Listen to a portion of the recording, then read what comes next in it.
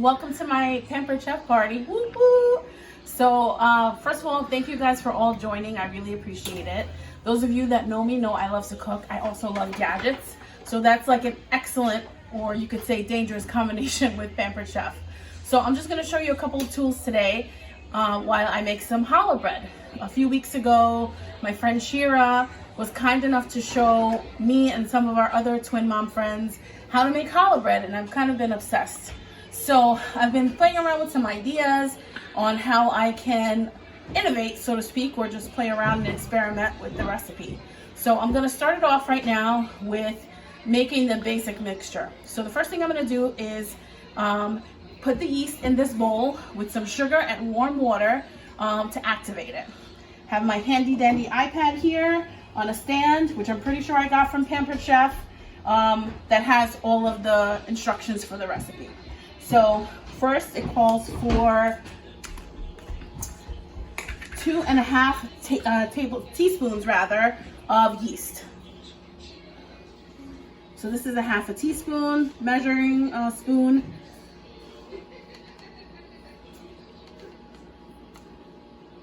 That's 2, and another one that's a 1/2.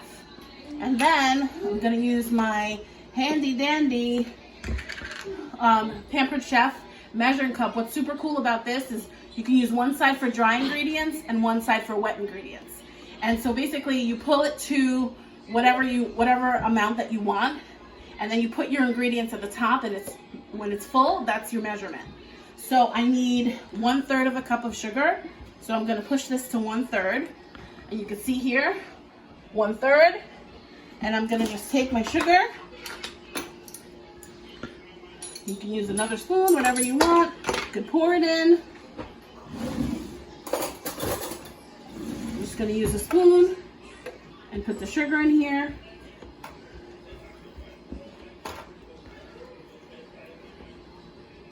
Okay, and then you see, now I have 1/3 of sugar in here, and all I'm gonna do is push it out here. It's more helpful when you have things, dry ingredients like brown sugar and things like that, that you really need to pack in and then be able to push out, and then you don't waste any ingredients. Lastly, I'm gonna put the water in, and you wanna use warm water because that helps bring the yeast alive. I'm using active yeast. So I'm just gonna pour it in here and then mix it up. You don't need to go too crazy mixing this. And you're gonna let this sit. I let it sit for about 10 minutes. This is another Pampered Chef product. It's a measuring cup. It comes in a set of 3. It's awesome because if we remember our home ec lessons, when we use the liquid measuring cup, we're supposed to go eye level and look at the meniscus to make sure we're measuring correctly. They've taken all the hard work out for you. You can actually put it on any surface, and it has an incline measuring read so that you can make sure that you're measuring the correct amount.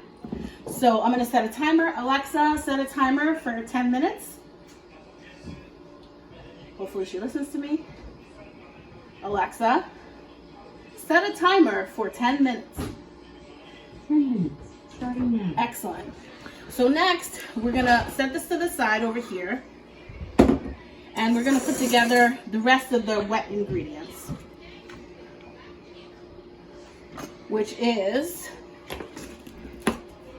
2 teaspoons of salt. I'm just gonna use this one, make it a little easier for myself.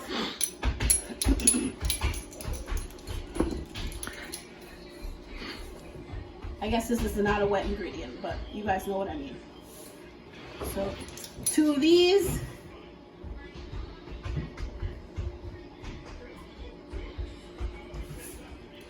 Okay, and then we are going to put in 1/3 of a cup of oil. So I'm gonna flip over my measuring device here, and it actually tells you like this side up for liquids, this side up for dry ingredients. And we're gonna do 1/3 of a cup of oil. Okay, and I'm just using vegetable oil. That's my preferred oil.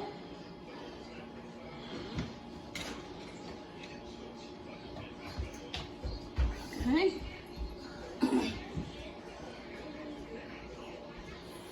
Okay. pour this in here.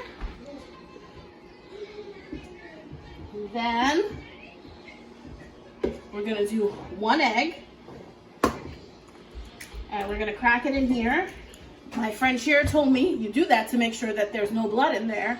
And then your bread will be kosher. Haha. And like what always happens to me, I'm haunted by double yolks because I have twins. So more double yolks. We're gonna put that in here.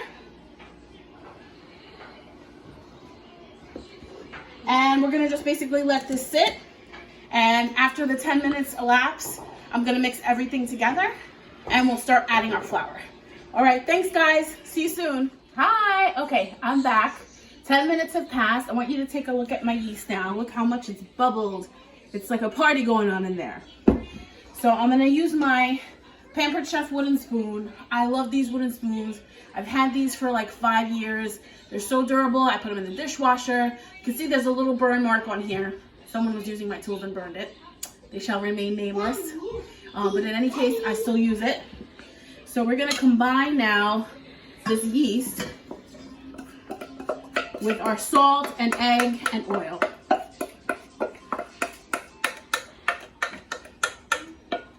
Okay, and we're gonna mix this up. It's okay if there's still bubbles there. Okay. Once this is pretty well incorporated, you can see your yolks are all broken up and everything's essentially mixed together. We can start adding flour. So we're gonna add about 4 cups of flour, but we're gonna start by adding 2 cups and then we're gonna go from there. I'm gonna use this measuring cup again. So I have it up to 1 cup and I'm just gonna pour the flour in the top.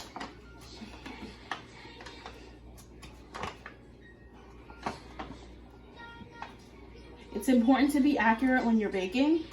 When you're cooking, you can kind of fly by the seat of your pants, but when you're baking, it's more of a chemical reaction.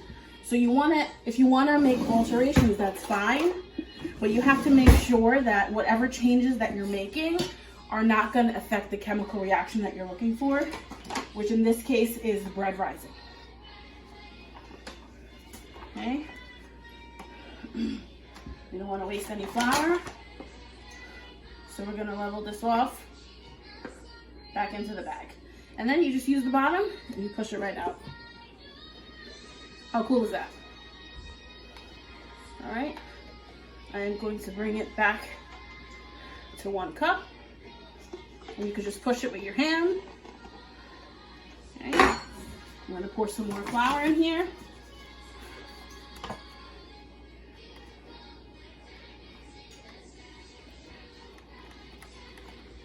Okay.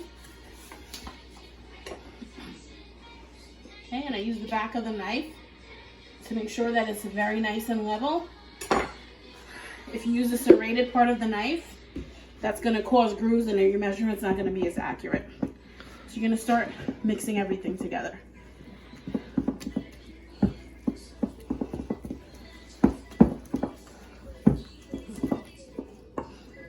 And start combining everything together. We're going to add another cup of flour. So that's going to bring us up to 3 cups of flour.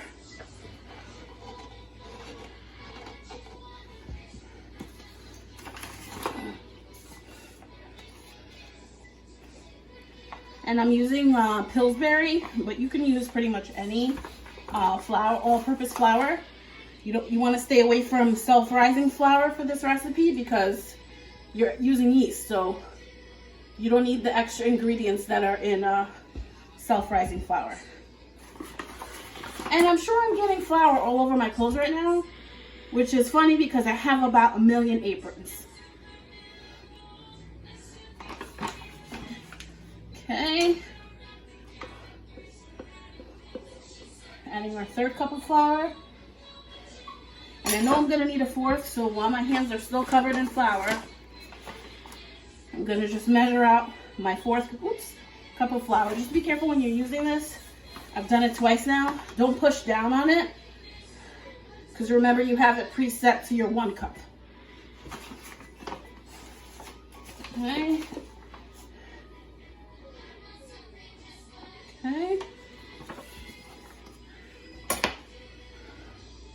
All right. Again, I'm gonna level it off. All right. I'm gonna mix this.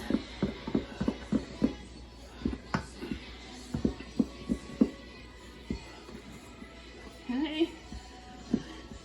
Okay, this is about ready for our fourth and final cup of flour. After you've added the fourth cup of flour, if you feel like the dough is not where you want it to be, if you feel like it's too sticky, you can still add more flour.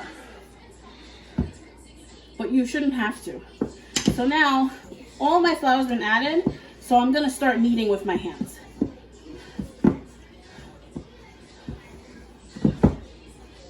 I actually find this very therapeutic. I think it reminds me of playing with Play-Doh. So we're gonna knead this until everything in the bowl is incorporated and we have like a nice smooth ball.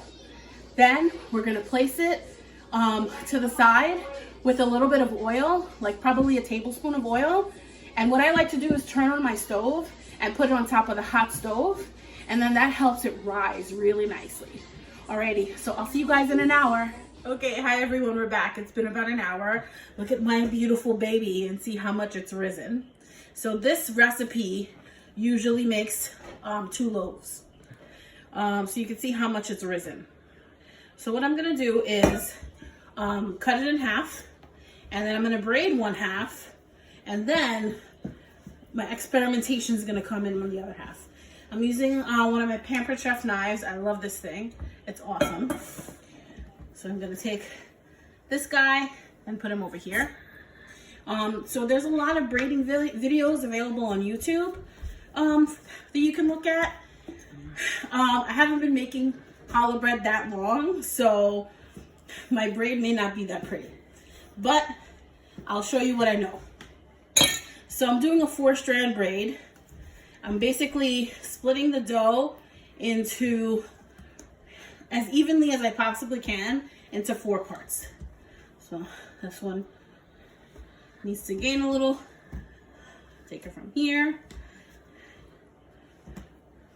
Okay, and they're about even. And I'm just rolling this on a silicone mat. So after it's risen the first time, you really don't want to handle it too much. And what I'm going to do is basically try to roll this into 4 strings. Okay.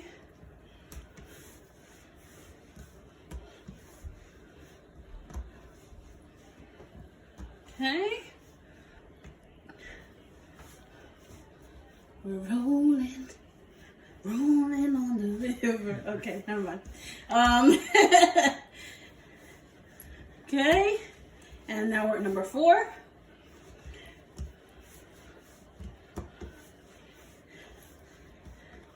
Okay, after you roll them out, they are going to shrink a little bit, but that's okay. Shrinkage happens. So we're going to line them up like this.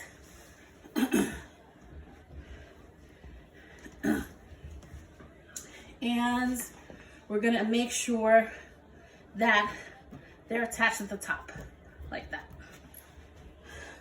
Oh, the togetherness. All right. Now comes the complicated part of the braiding. And I'm sure I'm not going to be able to explain it right. But you basically start out by taking one side, going all the way to the other side. And then you take this one and go all the way over there. And you want to keep the middle open, because that's where you're going to keep bringing everything. And again, I highly recommend YouTube. They have a lot of great braiding videos that explain this better than what I'm doing right now. Okay? Which is not at all.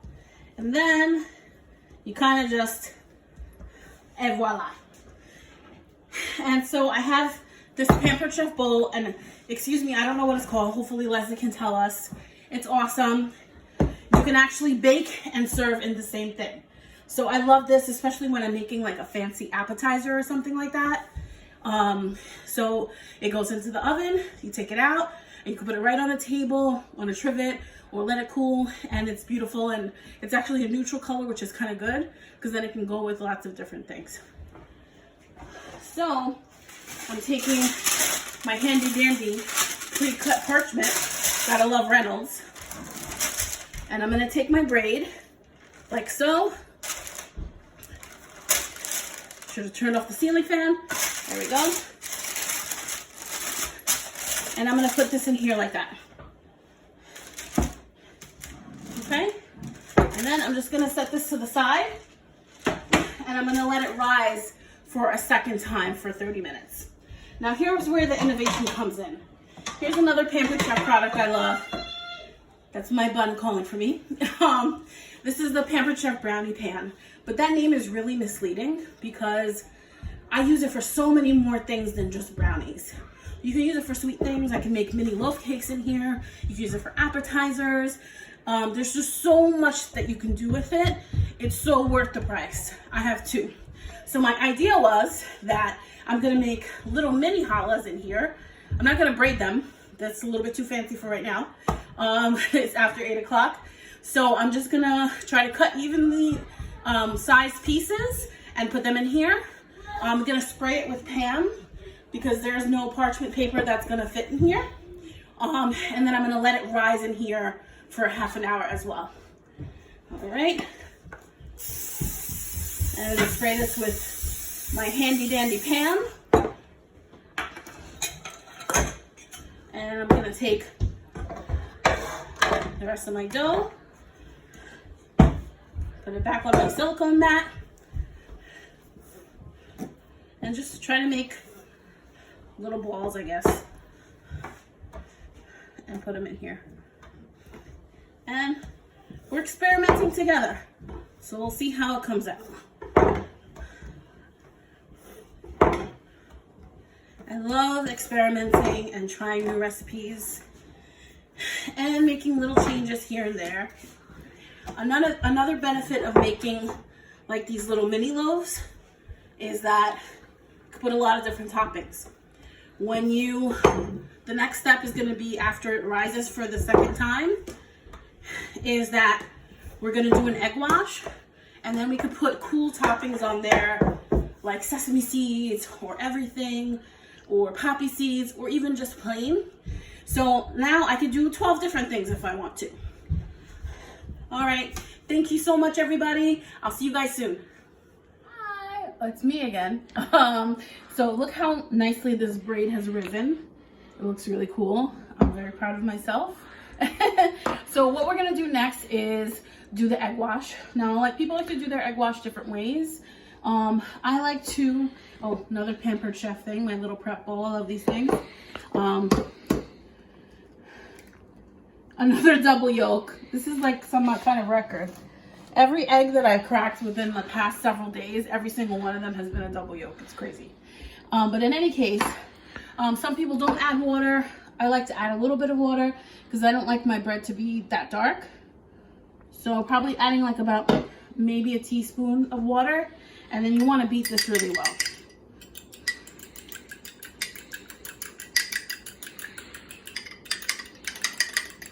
You definitely don't want to have any chunks in there, so just make sure it's really well beaten.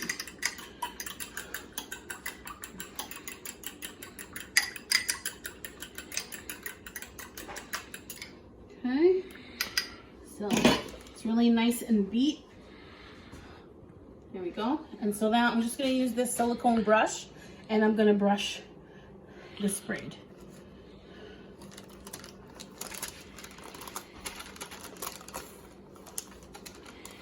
Okay. Just want to try to get it into the cracks as much as possible. You also don't want to have any puddles because you don't want scrambled egg. Okay. Make sure you have a nice even coating.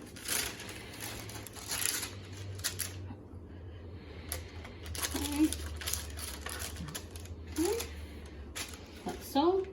And again, I'm going to go around the edges to make sure that I don't have any puddle. Okay. And then now I'm gonna egg wash my little minis, which have also risen nicely. I probably could have rolled these in a ball and they would have risen more evenly, but I didn't do that. So you live, you learn. Anyway, so I'm going to egg wash these.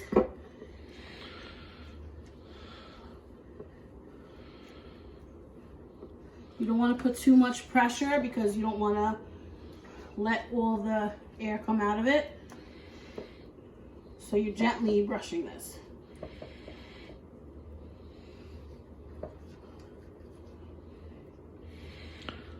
Okay, and get nice even coats on all of them. We want this to be a nice golden brown. Okay. Okay, nicely. And again, you don't want any puddles on your bread. So make sure you do nice brushing. Now for my toppings, I'm gonna leave my braid as is and just let it be a plain braid, because I'm gonna use, my husband is pointing that there's a mess. I will clean it up, don't worry. Ah, you missed one. Oh, I missed one? This one. Oh my goodness, I missed the one. Okay, thanks Mike. No problem. Okay, so I'm gonna leave my braid plain, and I have some toppings here. I have sesame seeds, and I have poppy seeds, and I have everything bagel seasoning. So I'm gonna just basically do 4 of each. I'm gonna sprinkle on there as much or as little as you like. Okay.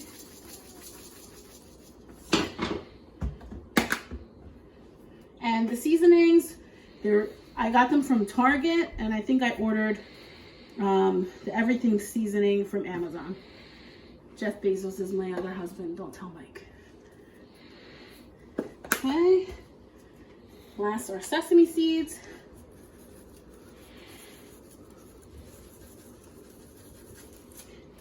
And then I'm going to take a paper towel, and I'm just going to run it along the sections here. Just clean it up a little bit, because we don't want them to start to burn in the oven, and that might affect the taste of our bread. Okay, so you're going to preheat your oven to 350, and you're going to bake this for about 30 to 35 minutes. Now, because I made mini loaves, I'm going to keep a really close eye on them. So I'm going to check on them after about 15 minutes. Basically, you want everything to be a nice golden brown. Alrighty, see you guys soon. Hi everyone. So look at the finished product. So we have our little mini rolls here. They look pretty good. I baked these for about 25 minutes. I'll take one out. You can see little mini rolls, nice and soft. And we have several different toppings. So again, like I baked it for 25 minutes. You probably could bake them for more like 22 minutes, in that neighborhood right there, if you want it to be a little less brown or a little softer, but they're still definitely good. And this is my regular braided roll. Looks pretty good. I'm sure everybody will enjoy eating this stuff tomorrow. Of course, I'm gonna have to sneak one of these little rolls tonight just to test it and make sure that it's good for everybody. All right, thanks for sticking with me through these multiple videos. I hope everybody has a good night. Thanks, talk to you soon, bye.